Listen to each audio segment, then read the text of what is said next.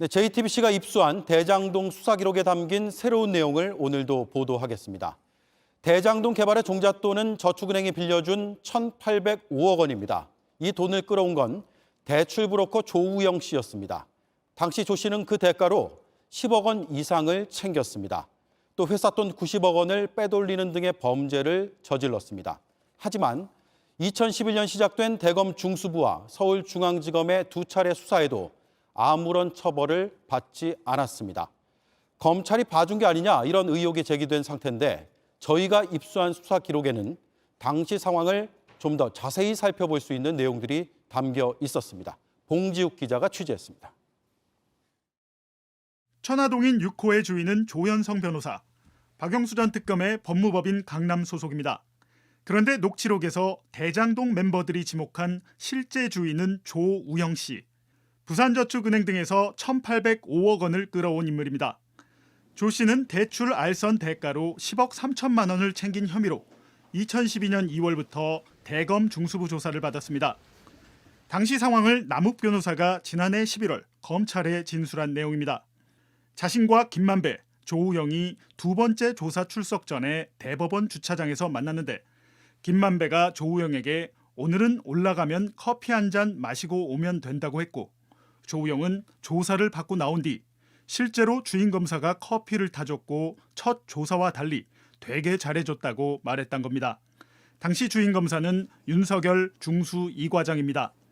지난해 10월 취재진이 만난 조 씨는 그땐 대장동과 관련된 질문은 없었다고 말합니다. 저한테 와장창 그 통지서가 날라오더라고요. 대장동에 대해서는 물어본 기억이 없어요. 형사 입건되지 않은 조 씨는 2014년 중앙지검과 수원지검에서 또 다른 혐의로 수사를 받았습니다. 같은 해 7월 2일 정영학 회계사와 남욱 변호사의 통화 녹취록입니다. 남 씨가 예금보험공사 고발로 검찰 조사를 받고 나온 직후입니다. 수사관이 그냥 덮어줬다. 아예 터놓고 덮어줬다면서 만배영이 고생을 많이 했다. A 검사장이 직접 수사관에게 전화했다고 말합니다. 그러면서 수사관에게 우영이도 빼줘라 이렇게 말하니 무혐의로 종결하겠다. 다시 부르지 않겠다는 답변을 들었던 겁니다. 실제로 2013년 조 씨는 무혐의 처분을 받았지만 이후 경기 남부경찰청 수사로 2015년엔 징역형을 받았습니다. 윤석열 후보는 로비는 없었다며 특검으로 밝히자고 주장해왔습니다. 특검 문제는 부산저축은행 포함해서 하자고 벌써 얘기한 게 언제입니까?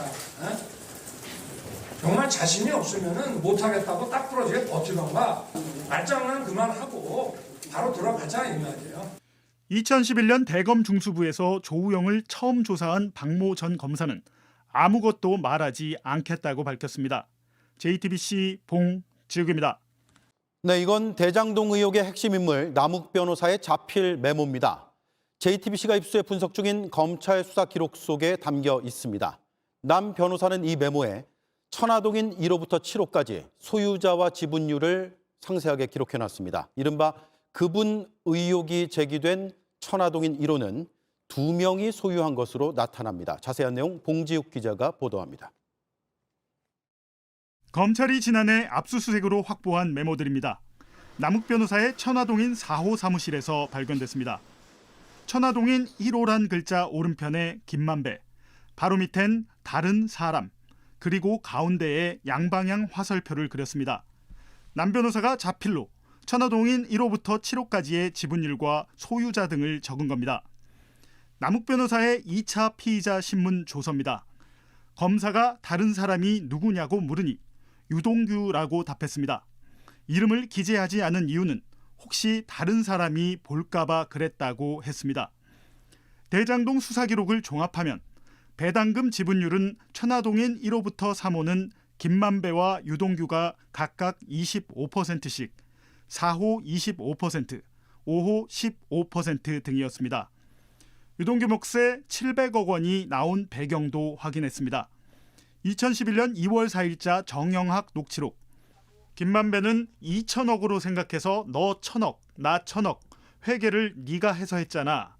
그렇게 처리하면 비용이 600억 원 정도라고 유동규에게 말했다고 정영학에게 설명했습니다.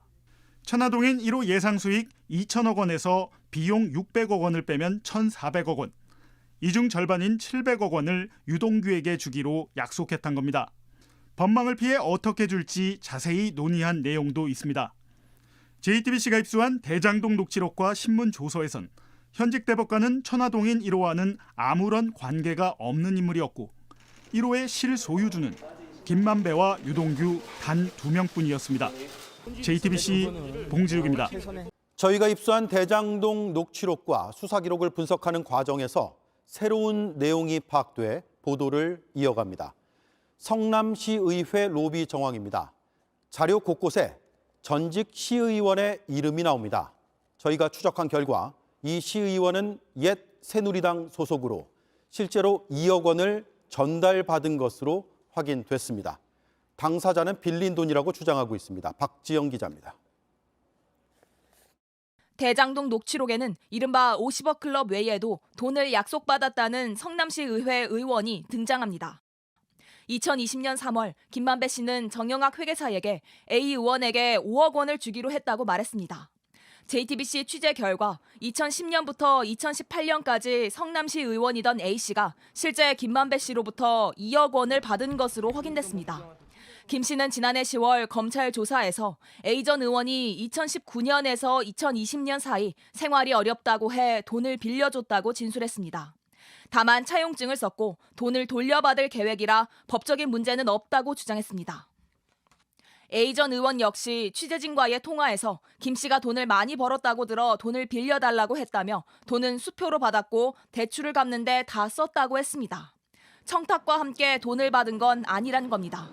김만배 씨는 성남도시개발공사 설립 조례안을 통과시키기 위해 성남시 의회에 로비를 했다는 의혹을 받고 있습니다. 2013년 2월 이 조례안이 통과됐고 대장동 민관 합동 개발이 시작됩니다. 조례안이 통과된 직후인 2013년 3월 김만배 씨는 A 의원이 고생을 많이 했다. 나중에 잘 챙겨드려야 한다고 말합니다. 당시 새누리당 소속이던 A 의원은 당론을 어기면서까지 조례안에 찬성표를 던졌습니다. 김만배 씨 측은 해당 의혹에 대해 이미 검찰에서 사실무근으로 밝혀져 기소가 되지 않은 사안이라고 밝혔습니다. 경찰은 A 전 의원과 관련된 의혹에 대해 수사하고 있는 것으로 전해집니다. JTBC 박지영입니다. 오늘도 대장동 사건의 재판이 이어졌습니다. 그동안의 재판에서 관련자들은 혐의를 부인해왔는데 녹취록의 내용은 달랐습니다. 사업 과정이 떳떳하지 못하다는 걸 자신들도 인정하는 듯한 부분이 여럿 등장합니다. 특히 4천억 원 도둑질이라고 표현하기도 했습니다. 김만배 씨는 문제가 되면 나나 집행유예면 끝난다고 말하기도 했습니다. 이어서 정종문 기자입니다. 2020년 4월 초 서울 서초구 한 카페에서 김만배 씨와 정영학 회계사가 만납니다. 대장동 수익 배분을 놓고 개발업자들 간 갈등이 생긴 상황. 김 씨는 수사기관에 자수하겠다는 말을 꺼냅니다. 자수하면 어떠냐, 돈은 이미 벌었다며 집행유예를 받으면 된다는 겁니다. 이어 같이 있으면 집행유예를 못 받는다며 멀리 가라고 말하기도 합니다. 대장동 개발 과정에 불법 행위가 있었고 문제가 되면 형사처벌까지 염두에 둔 발언으로 보입니다. 하지만 김 씨 측은 이런 내용을 부인했습니다. 김 씨 측 변호인은 당시 녹취는 과장된 표현일 뿐이라며 사실과 다르다고 설명했습니다. 다른 녹취에선 남욱 변호사가 정 회계사에게 개발 사업을 두고 4천억 도둑질이라며 완벽하게 하자는 말도 합니다.